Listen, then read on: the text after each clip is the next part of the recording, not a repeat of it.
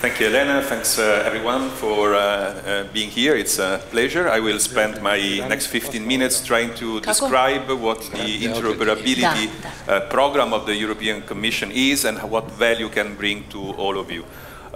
We don't need to have a very long introduction in terms of why this is important, because you just listened to a very, let's say, colorful exchange here on the stage on, let's say, transformation in our digital societies and why technology is bringing in a new way of designing processes. This is particularly important for governments, because governments are moving from a concept that was traditionally associated with the label of e-government towards a new definition which some people prefer to call digital government. The difference is that if you want, with the e-government approach, you are putting a technology, digital technology, on top of existing processes, more or less, so you try to digitalize the existent, while with digital government, the notion of transformation is very important. So the technology is an enabler to redesign processes in such a way that they are compliant with principles like, for example, being user-centric and user-driven. To enable this, you need to take into account several transformation aspects. The most important one is data. I'm very happy that in the preceding panel, the issue of data came up quite strongly. The panel was focusing a lot on open data, which is about disseminating and making data available, but data are also the fuel for designing in an optimal way public services in ways that they are compliant with key principles of a modern public administration. What are the principles that are particularly important? A year and a half ago, leaders from European Union countries met in Tallinn, and they subscribed to what is called now a Tallinn Declaration on e-government. This declaration was identifying 6 important principles that were at the basis of a modern digital public administration that is fulfilling the objective of making services useful, user-friendly, and available to citizens in similar ways as the private sector is in many cases already providing these services. So the benchmark would be the Amazon or Google of the world. And among these principles that you can see here on the slide, digital by default, trustworthiness and secure, open and transparent, cross-border by default, there are 2 which are quite relevant and very much integrated.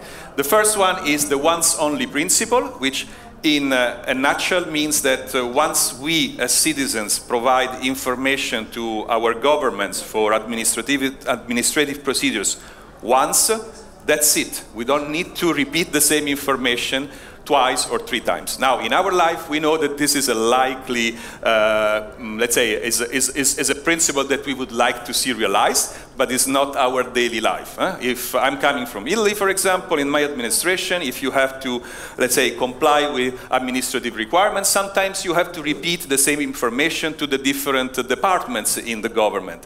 Why is that? Because we are lacking an interoperability layer, and this is the second important principle that is at the basis of the Tallinn Declaration. What does it mean, interoperability, in this context, for example, is that the Department of Justice and the Department of Commerce are not able to exchange the public data that they have stored in their databases because of various problems. The formats are different, the definitions are different. In some cases, the departments in A doesn't know what exists in Department B in terms of assets, so there is not a full mapping of the information, and we don't have the technology, or at least a standard technology, that securely ensures that we can transport, virtually or physically, the data from point A to point B, so from one department to another, so that this once-only principle can be enabled. Obviously, the technology would also need to do that, compliant with data protection regulations, making sure that the data are not falling in the wrong hands, are not used for the wrong purposes.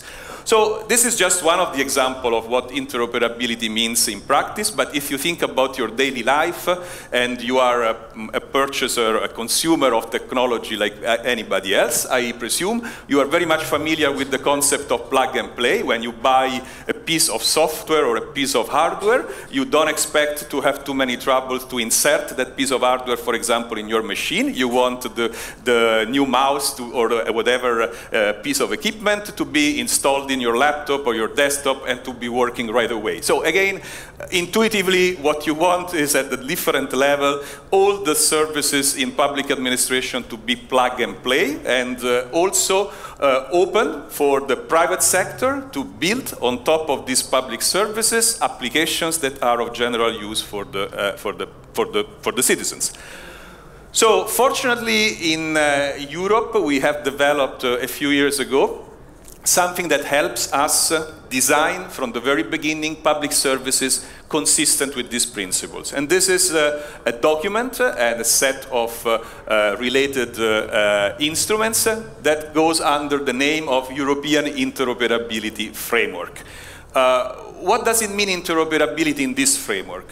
Various different things. The example I mentioned are in the lower level of this slide. I don't know whether you still see them, but there's a lower level, the technical interoperability. This is the plug and play example I was making. So the technology should enable to, let's say, be as much as possible agnostic in terms of where the application is. So if I develop an IT system for the Department of Justice, it shouldn't be based on a technology solution and architecture that doesn't allow me to reuse that same application, that same functionality in a different department. Unfortunately, that's not the case today. The semantic interoperability is the example about the data. We want the data and the metadata to be exchangeable, and again, this is an enabler of the concept of once only. I only want to give the information once to the government, but if the government or the governments are not able to exchange in a semantic interoperable way the information, the data and the metadata, then this is not going to happen.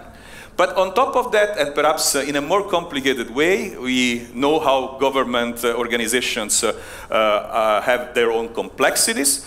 In some cases, there are organizational aspects which are barrier to interoperability. The very fact that we are working within departments, within organizations that have to talk to each other, means already that not necessarily you should be taken for granted that you have all the organizational arrangements to make sure that, for example, a service, a public service that requires the collaboration of different ministries, different departments, has the organizational interoperability governance behind to make it happen. And then the legal interoperability, because to make things even more complicated, not necessarily the law would be set up in such a way that it would allow these services to happen. Now, if you think about the way we are consuming services in Europe and also beyond Europe, this is typically done in a silos. So we go, let's say, to the tax authority and we comply with the tax requirements and the information in taxes. And then we go to the next administration and we comply specifically with that administration. But think about the citizens and the way you want to consume public services. So this is, for example, the view of some countries that are starting to design services on the basis of the life cycle, of life events. I have a child and I have to register the child. The first thing I want to do is to give the child a name, but then there are other obligations. For example, I could apply for family allowances because I have the child. I would have a certain type of tax exemptions or discounts because I have the child, and so on and so forth. That's not the way the public administration is offering the service. You need to go and shop on different portals instead of having your centralized Amazon-like portal where all this information is not only combined, but also presented to you in a way that is smart, so that you are suggested to look for your tax requirements because your life conditions have changed with the birth of the child, and so you may want to look up if you have, let's say, differences in the tax compliance regulation that you want to take into account. So that's about the interoperability. It looks like a conceptual framework, but it's very much about our daily life. And how do we, in the European Commission, help countries and ourselves as European Commission keep, let's say, element in the network of European public administrations, develop interoperability compliant solutions. We have a program that is called ISA Square. This program is a program that supports with funding and technologies and guidelines, standards, the implementation of interoperability solutions at all the levels, from the legal point of view all the way down to the organizational, the semantic, and the technology aspects. And there are a variety of elements that constitute the objective of ISA. First of all, we want to look at the holistic approach to interoperability because we want, again, not just to solve one layer of the problem, for example, the semantic interoperability, and disregarding the technology aspects or the legal aspects, because otherwise the service will not be redesigned. We want also to enable cross-border aspects. This is particularly important in Europe. Increasingly, citizens are mobile. They may not be living in the same country where they are from. For example, I live in Luxembourg. I'm from Italy. So I have to comply with regulations in different countries. I would like the administration of Italy to talk to the administration of Luxembourg without me doing the shopping and going around, sometimes physically, sometimes digitally.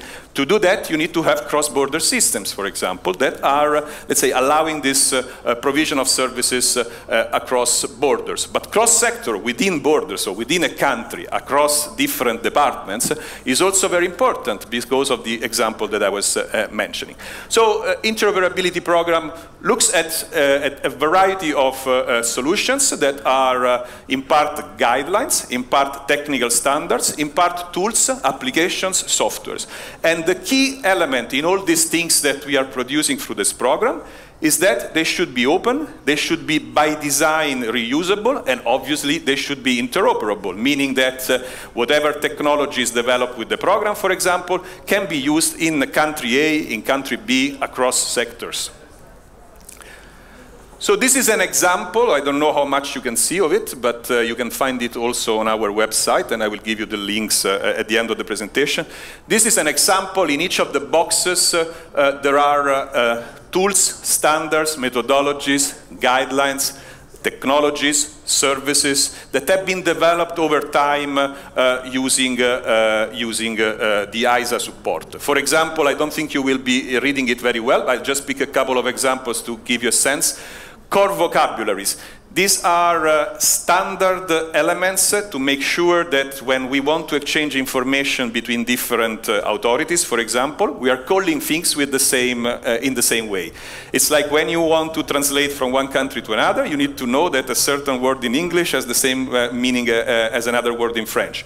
Well, when you want the machine to do the same, so you want to have an exchange of data machine to machine, you need to have this type of facilities, the enablers, that would allow you to automatically exchange an information and call an unemployed in one system, unemployed in another system, or define what is the difference. This is one example. There are also, in the lower hand, you don't see them very well, but there are also tools that allow to put in practice interoperability. Platforms like Circa BC, for example, methodologies like PM². I will give you again the link in a minute so that if you are interested, you can look, and there is a description for each of these projects. The important thing about the slides is not so much what is in the different cells, but that all these things are available for reuse to all the public administrations, including the public administration in the regions, obviously, and that's the reason why I'm here. And this is the link I wanted to show you. Is a platform called the Join Up that does a couple of important things. The first thing that it does is that it's a repository of reusable solutions, which are not just produced by the European Commission, but are produced also by the countries in Europe. And these solutions are all reusable by design. It means that you can go there, you can download the code, you can contact the person that developed that particular application, and you get the support, in some cases, also to install, let's say, this solution or this architectural framework in your own system. That's one important element, and it's a marketplace where you can also think about, I need something, so I have a demand for certain solutions, and you can look for the provision, the supply of this solution. But it's also a collaborative platform, and this is where you also have blogs and areas where there is exchanges on problems, so you can interact with a community of practitioners in the area of digital government that can, let's say, provide and share experiences and lessons. Finally, it's also an observatory, because we also have a statistical monitoring component that looks at how interoperability is progressing in Europe, which countries and which dimensions of interoperability are most advanced, with examples and stories like the one that I started with. So you'll find in the presentation the link, but if you just type join up on a browser, you can easily access it. What can ISA Square as a program, and more generally the Commission, do for you in the region, if you are public sector or private sector? Well, we have solutions that, as I said, are available, and they are all of them open source. They are designed to be reused, and are, let's say, we are very much behind the reuse of this solution in your country. So if you're interested in any of this solution, you should contact us, and we will be more than happy to assist you in using or even, let's say, training you in the use of some of these artifacts. There is a more, let's say, closer engagement that is also available. Those of you who were at the opening this morning heard that our Commissioner, Maria Gabriel, mentioned that Montenegro was the first country in the region to sign a memorandum of understanding with the European Commission that makes it a partner of the ISA community. So this is a closer relationship that is also, let's say, possible if you are interested in supporting interoperability and be part of this interoperability community, which is constituted by the countries in the European Union, but also open to the countries in the region. And again, I very much support and welcome any expression of interest that you may have. We are here with colleague Natalia Ristemuno, who is the manager of the program, to again discuss with you the process in case you are interested.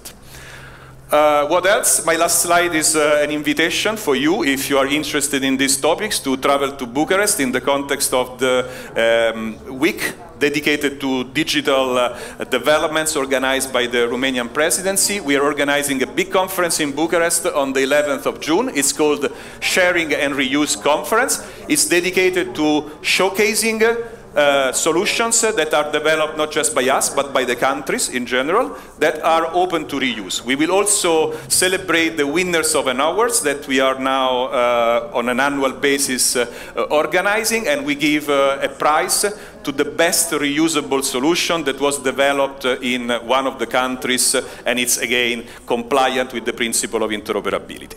So I would stop here, and I hope that this was interesting enough, both for your curiosity, but also that for some of you, you are more interested in following up. So please go on the website of ISA Square.